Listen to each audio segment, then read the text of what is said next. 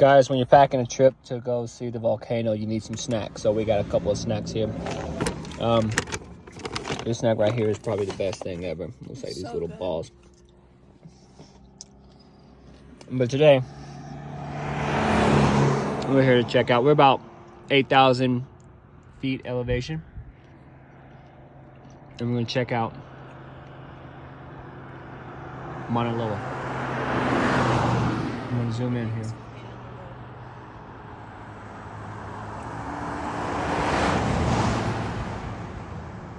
This is one of the wonders of the world. When it gets dark, it's gonna get a lot better.